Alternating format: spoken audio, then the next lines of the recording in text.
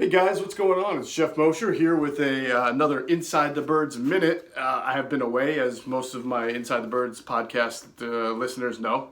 Adam's done a great job holding it down last week. I was taking a rare in-season vacation with the family, something I'd never done before. So a little once-in-a-lifetime opportunity. Went down to Jamaica with the family, had a great time, but it's great to be back. Unfortunately, not a great situation with the Philadelphia Eagles. So I don't want to get into too much because Adam and I will have a podcast that drops on Wednesday morning.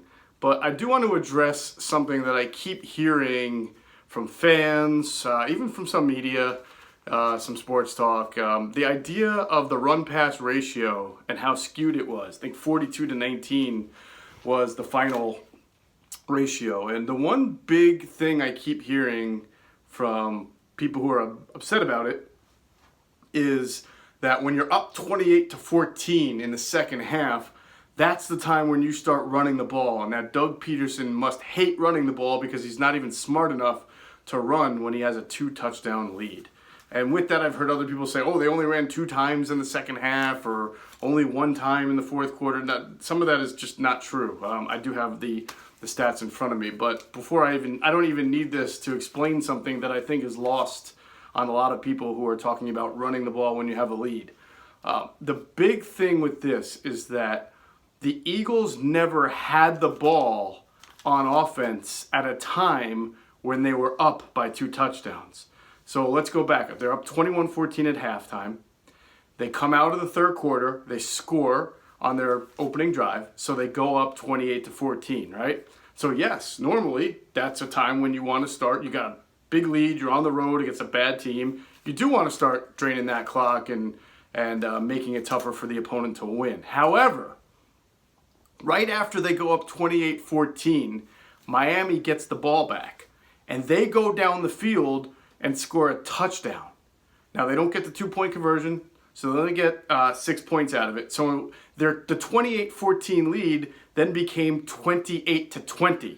So when the Eagles get the ball back, it's a 1-possession game. So I'm not saying that Doug ran enough. Trust me on that. But what I am saying is at 28-20 in the third quarter, when Miami has now scored 3 touchdowns on you, that's not the time when you start just handing the ball off and trying to milk the clock. You are in a 1-possession game against a team that has scored 3 touchdowns on you. A team that is very much alive and kicking at that moment. And let's remember that despite the fact that the run-pass ratio was very skewed, in the first half it was 25-12.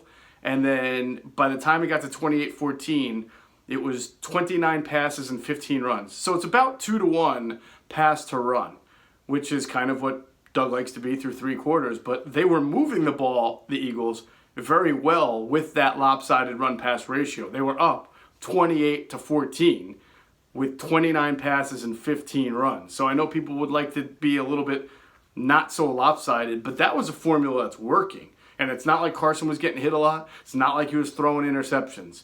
So one more time, they were up 28-14, and then Miami came back and scored a touchdown immediately. And then it was 28-20, and then the Eagles get the ball back. So the Eagles never had the ball when they were up by 2 touchdowns.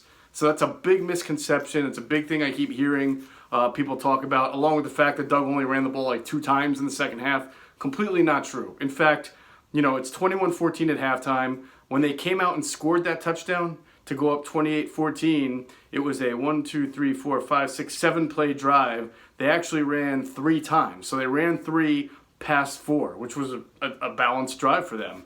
They get into the end zone, score a touchdown. They go up 28-14. Miami comes back with a touchdown, 28-20. So then the Eagles get the ball back with about 8 minutes and 45 seconds left in the third quarter, right? And they pass the ball, they get 9 yards. They run the ball, they get 8 yards. They pass the ball again, they get 24 yards. They pass the ball again, they get 11 yards. They run the ball, they get 3 yards. And now they're deep. So at that point, when they're up 28-20, they've run 5 plays. They have passed it 3 times and ran it twice. So that's balance, right? Then comes the pass to Zach Ertz. He drops it. Now you're in a 3rd and long scenario. Then Carson Wentz gets sacked. I don't think in either of those cases you can blame the run-pass ratio. Ertz should have had that ball. It's a touchdown if he catches it. The sack, it's 3rd and long at that point. You're not going to run. You're trying to put points on the board. So there you go. 28-20. They missed the field goal, obviously. Then what happens? Miami comes back down and scores a touchdown. So now it's 28-26 with 1:10 left in the third quarter. What does Doug do? First play, pass.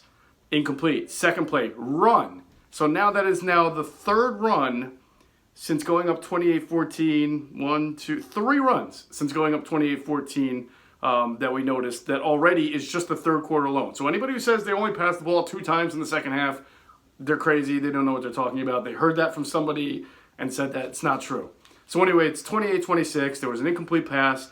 Then there was a run. Then there was an incomplete pass. Carson had a chance to hit Alshon Jeffrey.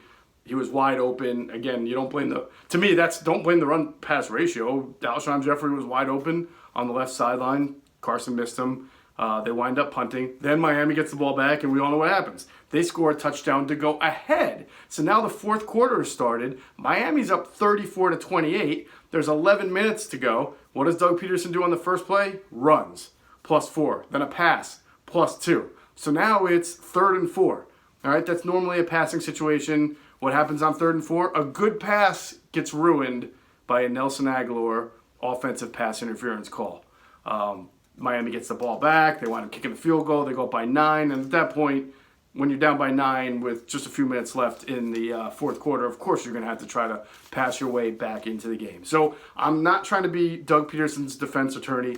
I do think in general when they've won against the Bills, against the Packers, it's when they've ran the ball well.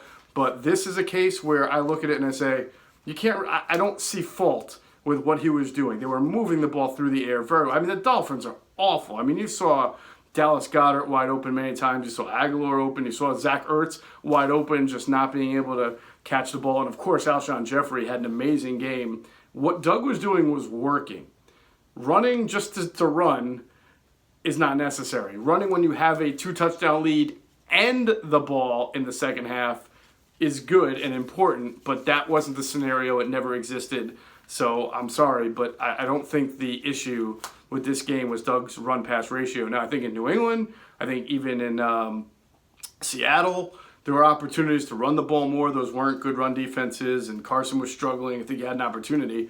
But I'm going to add this onto it as well. And again, I'm not trying to be a defense attorney here. The games against Buffalo, the games against Green Bay, games where they have ran the ball well, Doug Pederson has had both Miles Sanders and Jordan Howard to use. He has not had Jordan Howard the last few games. So his only running backs are really Miles Sanders, who touched the ball 21 times against the Dolphins. That's pretty fair. And Jay Ajayi. Now, if you notice, Jay Ajayi has 2 carries. I know he got had 1 decent carry, so his average was like 4.5, but he does not have the explosion, especially on those outside zones. He used to have a really fierce jump cut and was a great zone runner. He can cut back with that jump cut and, also was very good at breaking tackles. But on his first run against the Dolphins, he tried to turn the corner and make that cut, and he did not have a very big gain. I think there's a reason why Jay Ajayi went, the entire year basically without being signed. He does not have that explosion right now. And it puts Doug in a tough position where even if he wants to run the ball more, you're not going to give the ball to Miles Sanders 30 times. It's just not what people do in the league anymore. And Boston Scott is not the guy you want to be feeding 8 to 10 carries a game. Jay Ajayi right now doesn't look like the guy you want getting 8 to 10 carries a game. So he really doesn't have someone with no Darren Sproles here, with Jordan Howard hurt, who he trusts to give the ball 7 to 10 times a game and to be able to make positive yards. So again, not trying to be Doug's defense attorney, but the idea that Doug hates running backs and hates running and is, never wants to run, that's not true. We saw in 2017 he ran the ball. We saw last year at times where he ran the ball very effectively. I think we'll see what happens, all right? Because we have Jordan Howard might be coming back for the Giants game on Monday night. Miles Sanders coming off a really nice game against Miami. It would be surprising to me if both are healthy, if there wasn't more of an effort to run the ball. But when you look at what's happening against New England, Seattle, and then Miami, I think that Jordan Howard's absence and not being able to be there alongside Miles Sanders has hurt what Doug can do in the running game. All right, that's my take on the Inside the Birds Minute. I hope it was a little bit enlightening. One of these days, I'm getting Adam Kaplan to do one of these videos too. And I'm sorry, we've gone a kind of a week without refreshing, but I'm back. There should be more content, so make sure you're subscribing to our YouTube channel, Inside the Birds YouTube channel, and make sure you're listening to Inside the Birds podcast on Anchor, on all the major podcast platforms, Apple, Spotify, whatever you use. All right, talk to you guys later.